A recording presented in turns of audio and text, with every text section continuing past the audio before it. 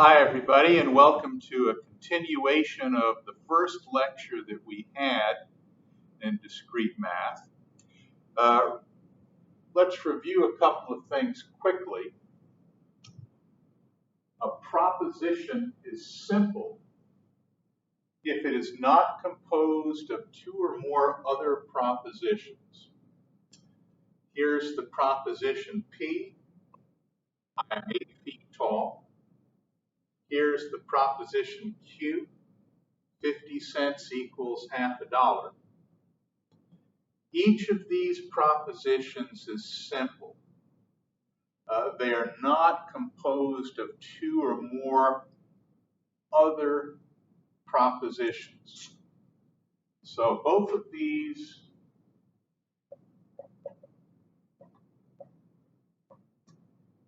are simple. Now, for the sake of comparison, let's look at a compound proposition. A compound proposition, rather I should say, a proposition is compound if it is comprised of two or more simple propositions. Here's an example of a compound proposition.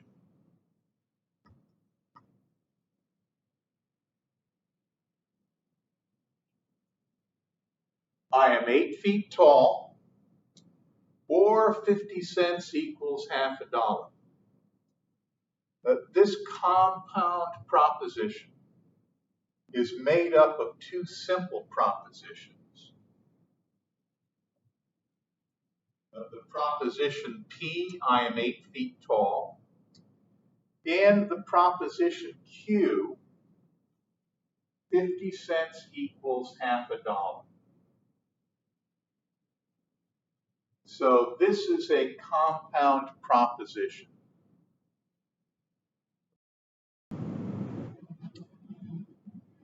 Referring back to our first example of a compound proposition, this remark is very relevant.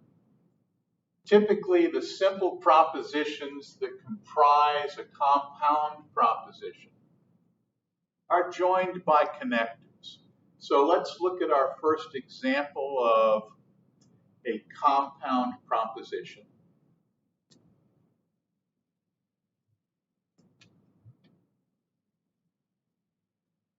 There. That we have the simple statements P and Q joined together by the connective or. So the word or here is a connective.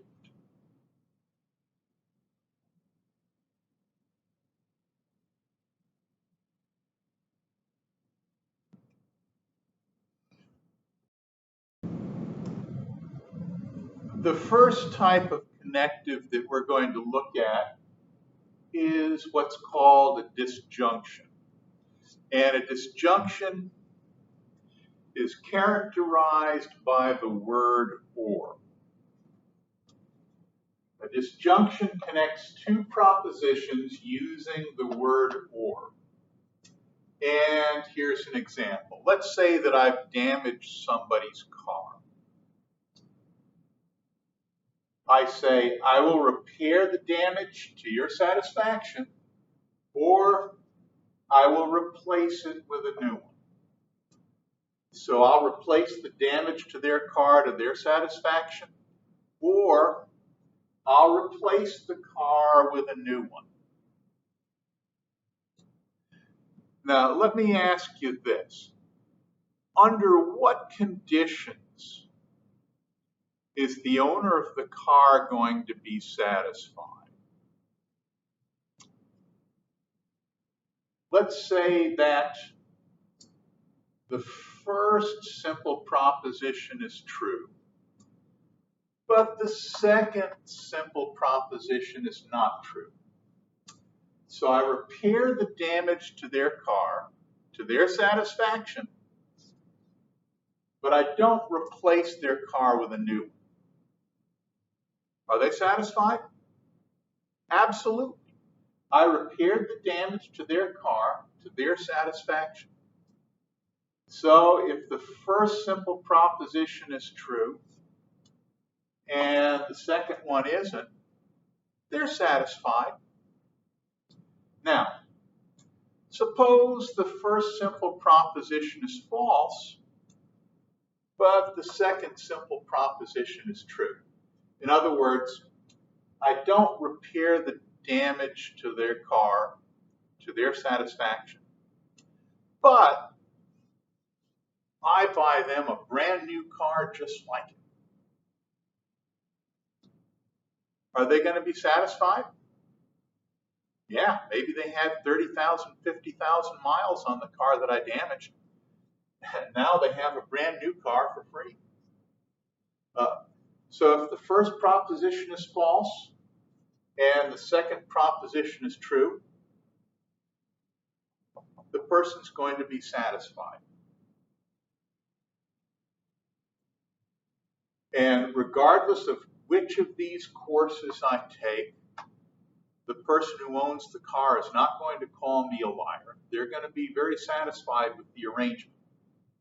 So if the first proposition is true and the second proposition is false, as far as they're concerned, I've spoken the truth and they're satisfied.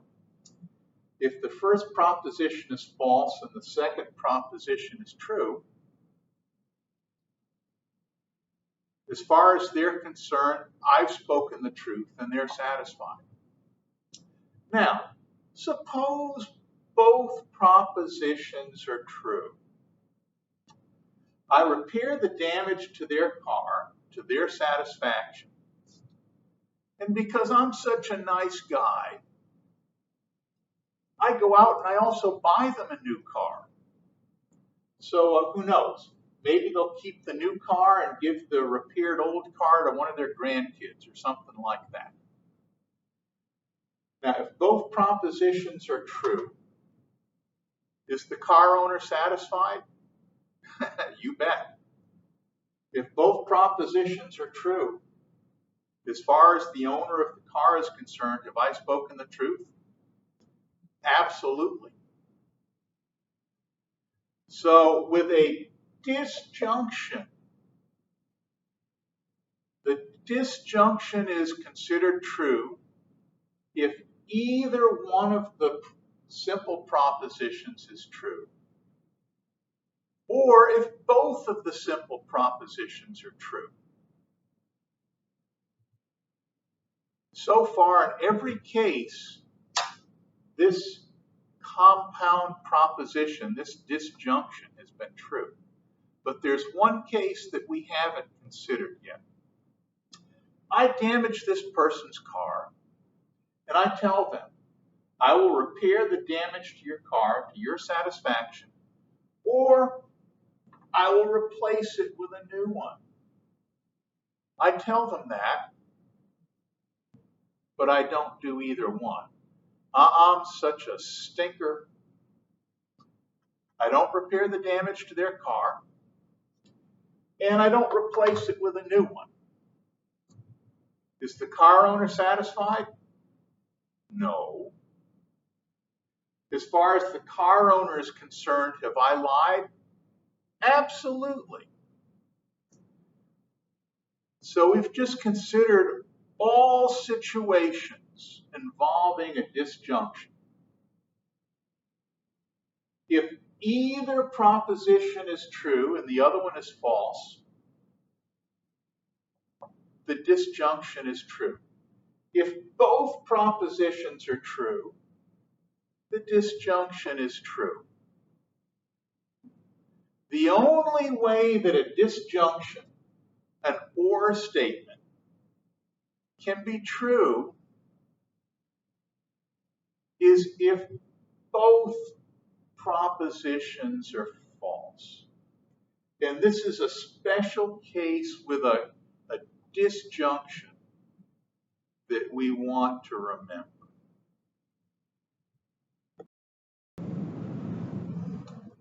Oftentimes we take a compound proposition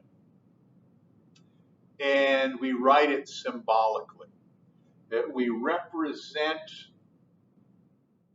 the simple propositions that make up the compound proposition by lowercase letters like P and Q.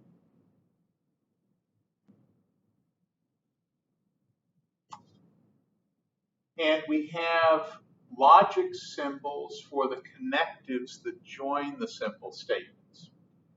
This is our first example of a compound statement or a compound proposition. And we're going to look at the disjunction.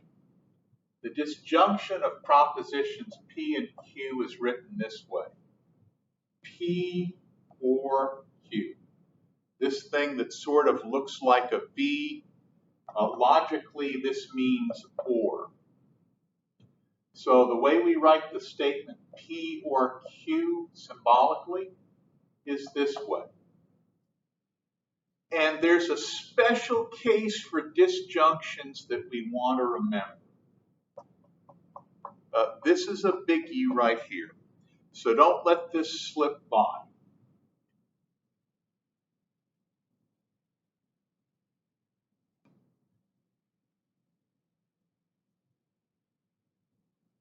The reason why I want to beat this point to death will become clear in a minute or two. A special case regarding disjunctions, P or Q. The logical proposition or disjunction P or Q is only false when both simple propositions are false. So the only time a disjunction or an or statement is false is when both of the simple propositions that make it up are false. This is something that we want to remember. A special case regarding disjunctions or propositions.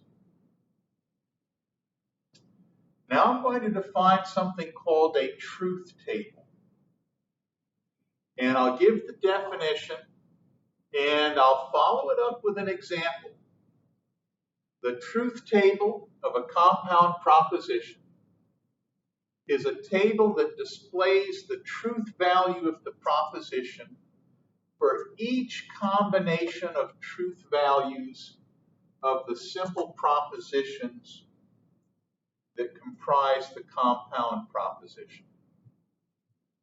So essentially, we're going to make a table of truth values that give us the truth value of the proposition for all possible situations, all possible truth values of the simple propositions that make up the compound proposition.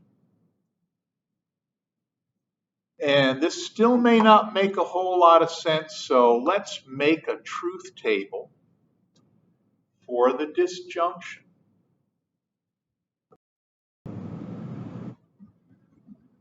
Our first truth table.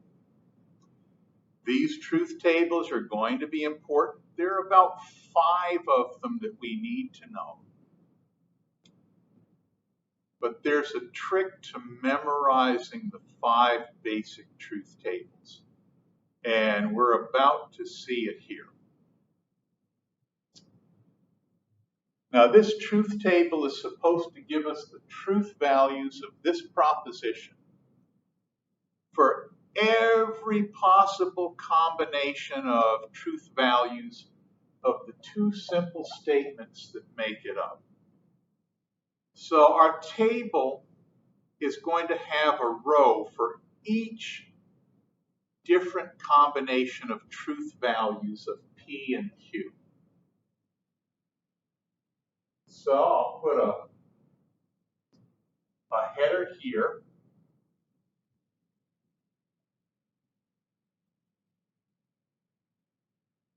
P, Q,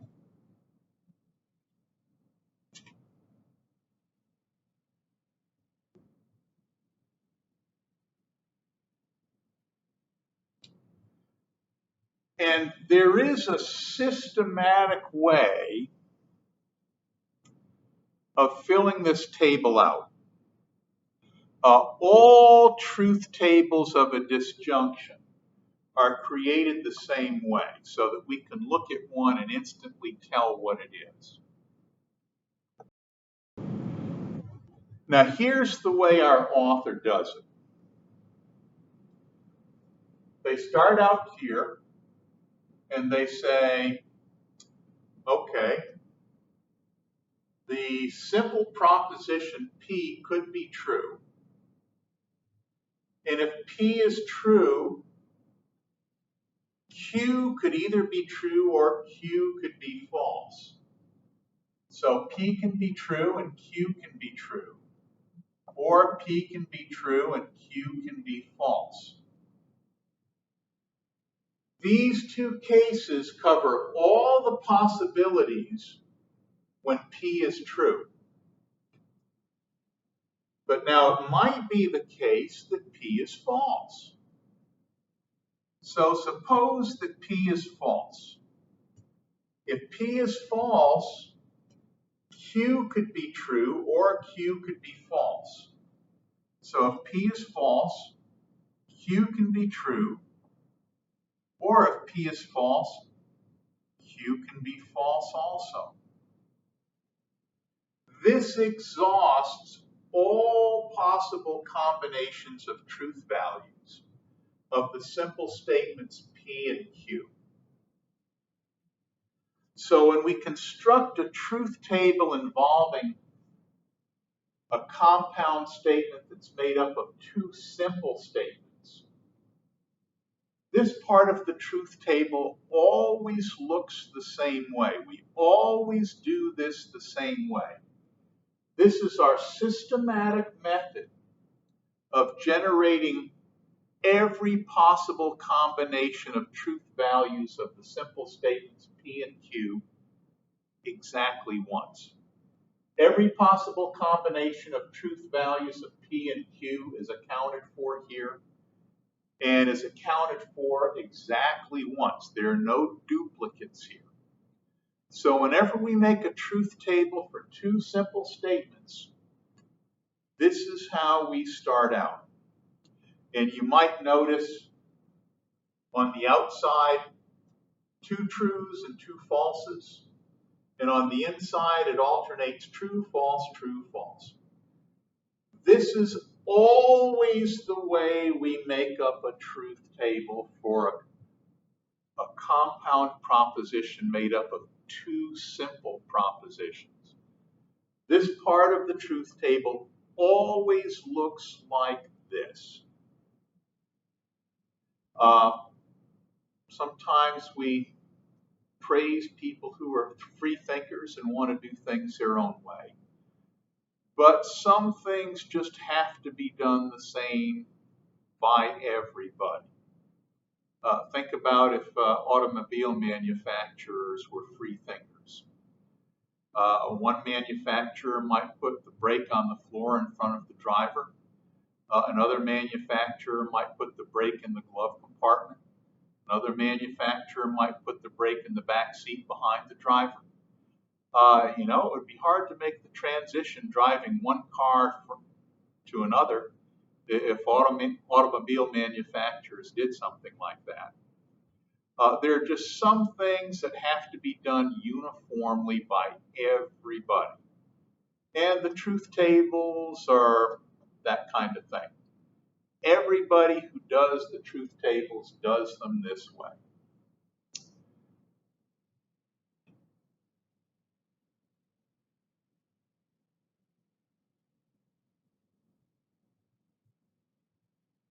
And here's the compound statement of interest, P or Q. And in this column, we're going to put the truth values for every possible combination of truth values of the simple statements that make up the simple propositions that make up the proposition P or Q. Now we should have this memorized. Do I really have this memorized? I'm not sure if I do. I'm going to say yes, I do, because if I don't have this memorized, what I do have is a way of filling this out that's just as good as having it memorized. Remember that special case for disjunctions or propositions that we were talking about a few minutes ago?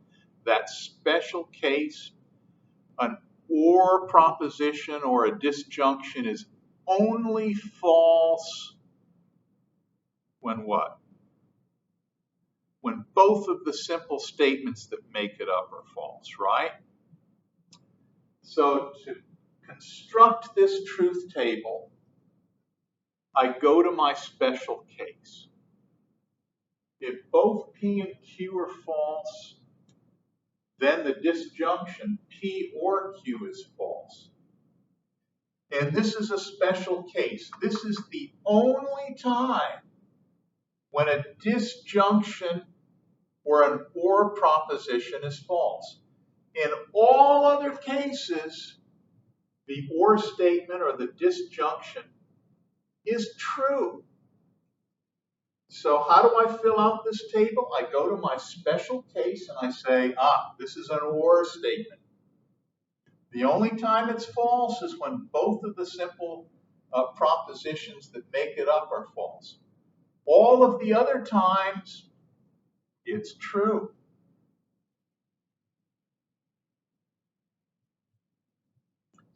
And then to draw attention to the compound statement for which we've generated the truth values, I circle this column like this.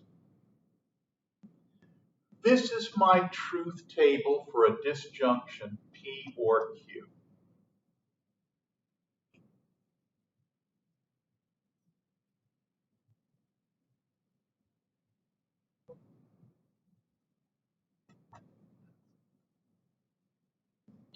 And very dogmatically I say, memorize it. It's one of the 5 basic truth tables that we need to have memorized. Or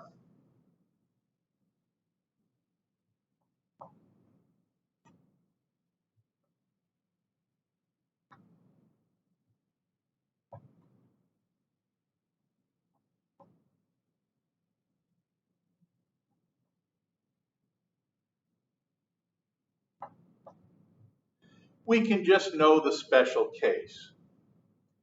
The only time that a disjunction is false, that is an or proposition, the only time that an or proposition is false is when the 2 statements that make it up are false.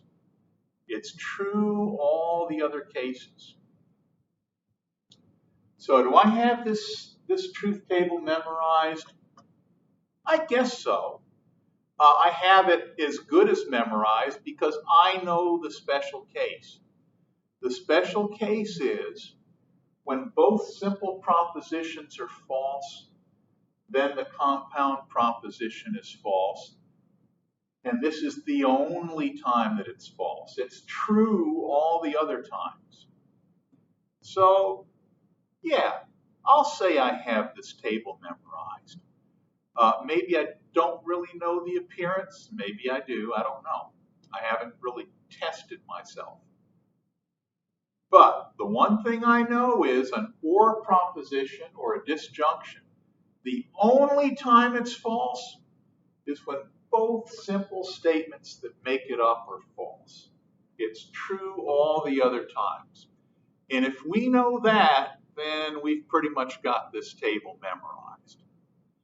Now, let's go on to more compound connectives. This next connective is something that we don't really see in logic arguments outside of the realm of computer science. So in a lot of books in logic, especially those that aren't geared for computer science majors, they will either make no mention of this or they'll make a very brief mention of it. But if we're in computer science, And I will say electrical engineering also. Uh, electrical engineers, when they study digital circuits, this is going to be something that's important to them also. So outside of computer science and electrical engineering, we don't talk about this. But for computer science and electrical engineering, this is definitely important enough to talk about. The exclusive OR, also XOR, of propositions P and Q is written symbolically like this. P exclusive OR Q. P XOR Q. It's a circle with a plus sign in front of it, essentially. And this is the special case. Maybe I should have written that before I started talking about it.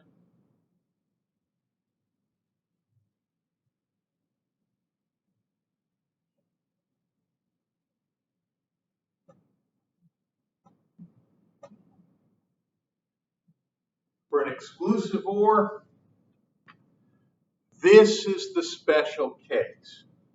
The exclusive OR is true when exactly one of the statements P or Q is true. It's false all other times. So it's true when exactly one of the statements P or Q is true. So if P is Q and true is false, the statement's true.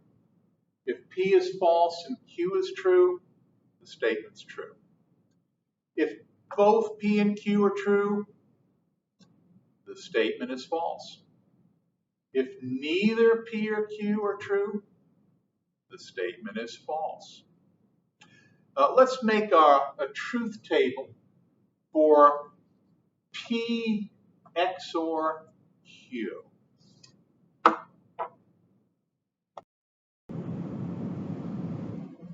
Construct a truth table for the XOR proposition P XOR Q. We have two simple statements, P and Q.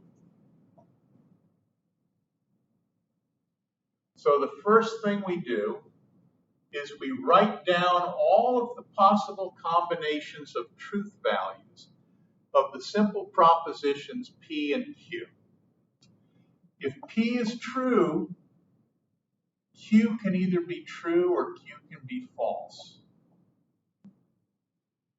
If P is false, Q can either be true or Q can be false.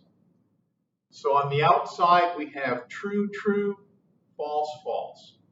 On the inside we have true, false, true, false.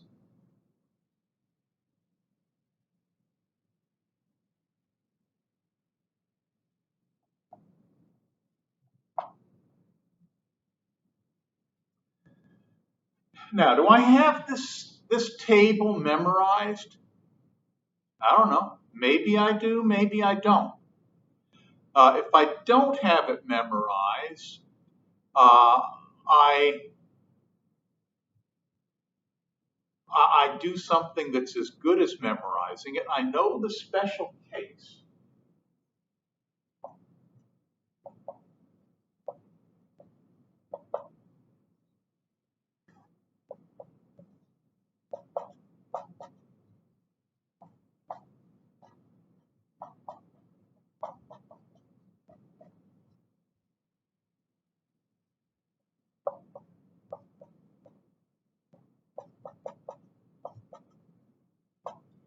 An XOR statement is true when exactly one statement is true.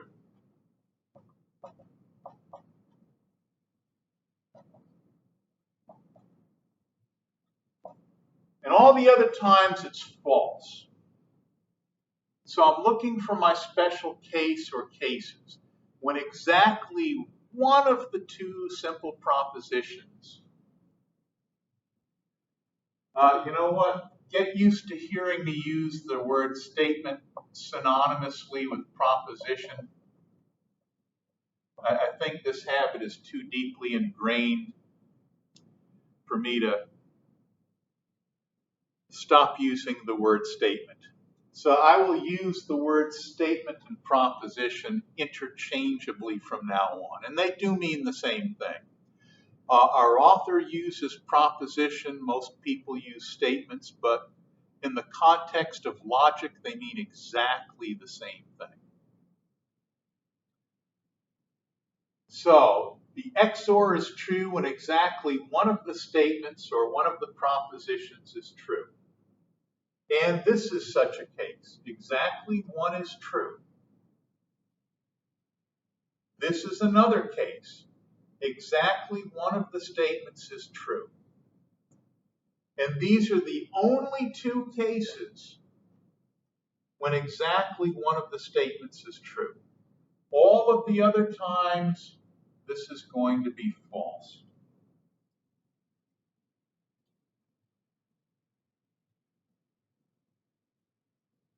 And I'll circle the column of truth values that corresponds to the compound proposition that I'm generating the truth table for. Again, outside of computer science and electrical engineering, we don't really talk about the exclusive OR. But in the realm of computer science and electrical engineering, the XOR statement or the XOR proposition is more than just a trivial thing. There are reasons why people in computer science and electrical engineering should be familiar with an exclusive OR statement.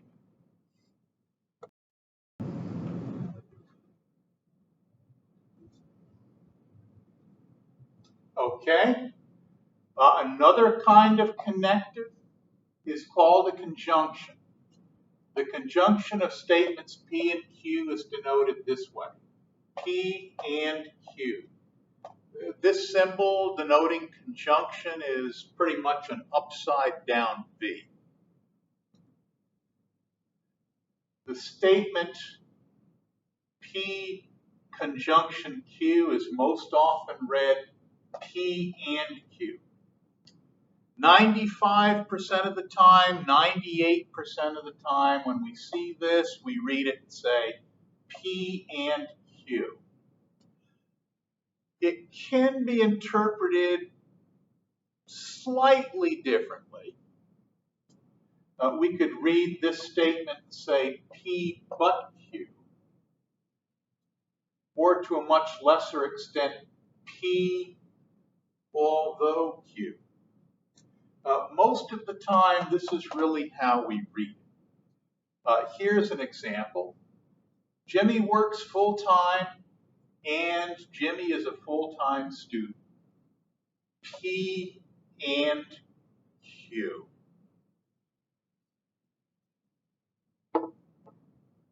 Now let's look at another example. Here are two examples of conjunctions where we might not use the word and, but logically they're equivalent to the case where we do use and. Doris is very nice to Carl, but Carl doesn't appreciate it. Logically, that's equivalent to Doris is very nice to Carl and Carl doesn't appreciate it. But to convey something in addition to the logic, we use the word but. Doris is very nice to Carl, but Carl doesn't appreciate it. Another example where we have a conjunction and we might not use the word and. The soldiers fought valiantly to the end, although the battle had already been lost. Now, logically, this is equivalent to saying the soldiers fought valiantly to the end, and the battle had already been lost. But this choice of words conveys something in addition to the fact that we're using an and here. So sometimes in a conjunction, not very often, we'll use the word but. And sometimes, to a much lesser degree, we might use the word although. And I hate to end the lecture here, but I think I'm going to have to. My computer's threatening a restart, and it doesn't seem like there's anything that I can do to postpone this. So I will pick up with this on the next lecture.